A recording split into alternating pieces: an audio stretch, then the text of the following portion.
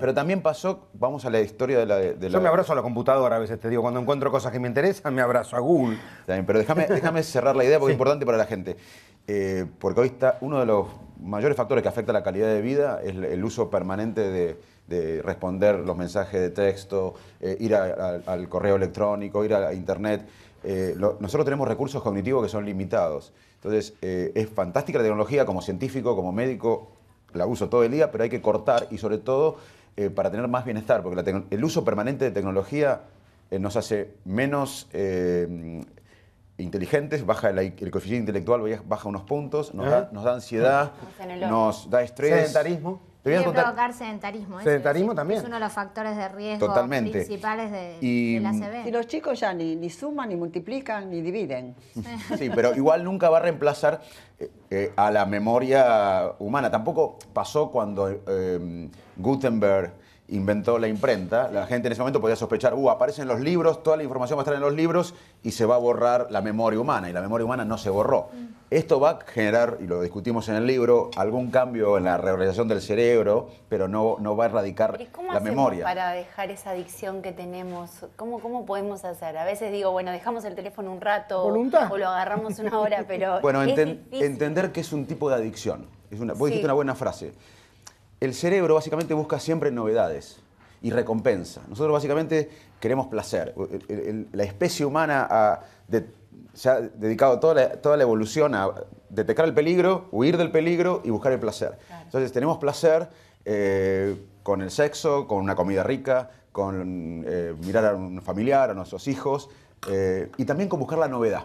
Y muchas veces cuando chequeamos el WhatsApp, email, que yo en mi caso... es un chiste, espero que mi mujer no se enoje, pero yo inconscientemente, como trabajamos inconscientemente, uno piensa que es una gran actriz de Hollywood que dice, te vi en un video de YouTube de neurología y me encantaste. O los suecos que te dicen, te vamos a dar un premio.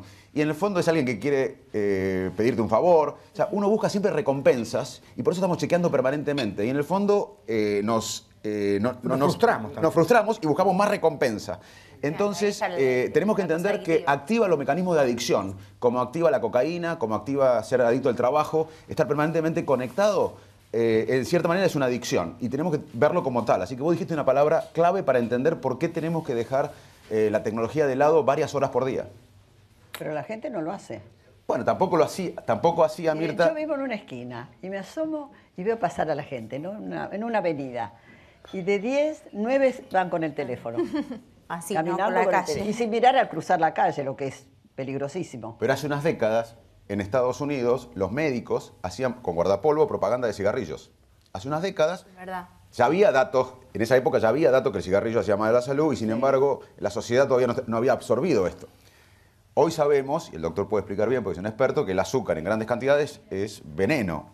Y la gente tardó mucho tiempo y todavía tarda en evitar poner 4 cucharitas al cafecito. Bueno, como la sal. Bueno, y la sal.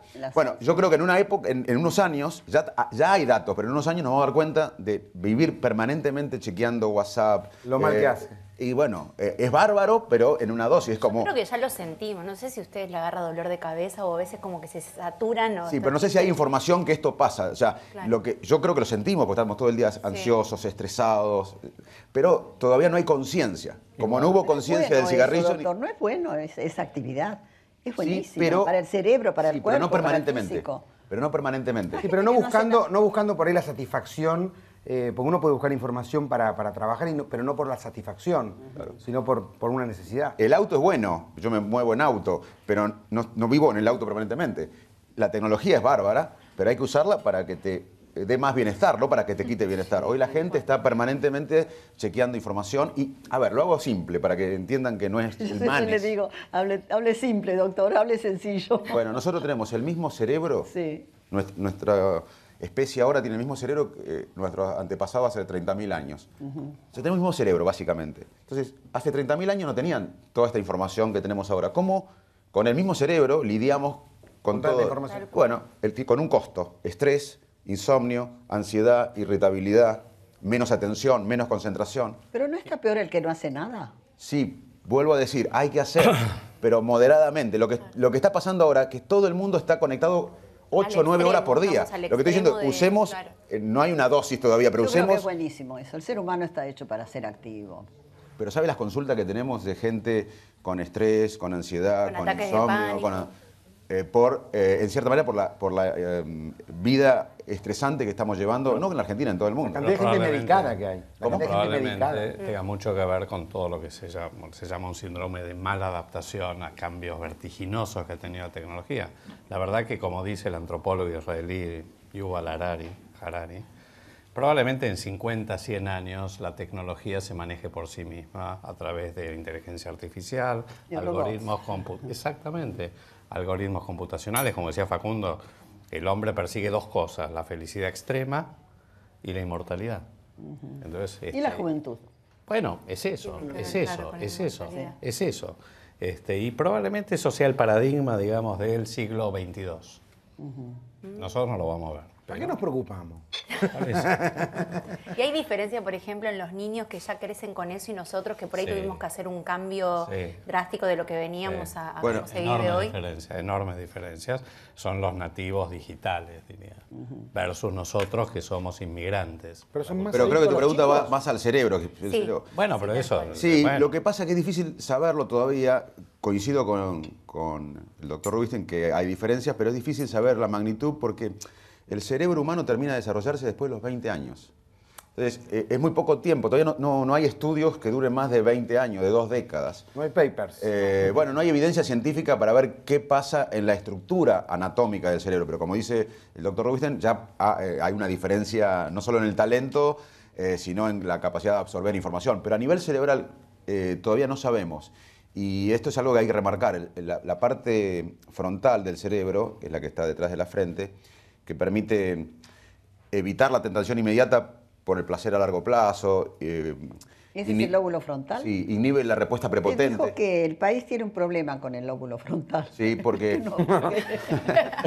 Estamos frontalizados desde el punto de vista neurológico. A ver, explíquenos, ¿cómo lo podemos corregir? Bueno, le explico qué... O evitar. La función del lóbulo frontal es tener planificación, tener estrategia, evitar la recompensa inmediata para el beneficio a largo plazo. Por ejemplo, en noviembre, me acuerdo en Salto que yo a veces tenía problemas con una materia y si estudiaba una semana con el lindo clima y demás, me perdía esa semana, pero iba a tener todo el verano libre.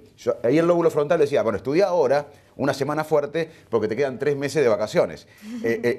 Eso lo hace el lóbulo frontal, es evitar Todos vamos al supermercado y vemos un tarro de helado y nos gusta todo. Pero algunos que tienen la posibilidad de decir, no, me gusta, pero voy a engordar. Y otros que no. Entonces, el lóbulo frontal tiene que ver con inhibir la respuesta prepotente, con planificar, con evitar el control de impulso. Y en la Argentina, en mi humilde opinión, nos falta pensar un proyecto global estratégico de país. Estamos siempre en la guardia, siempre en ajuste y otro ajuste.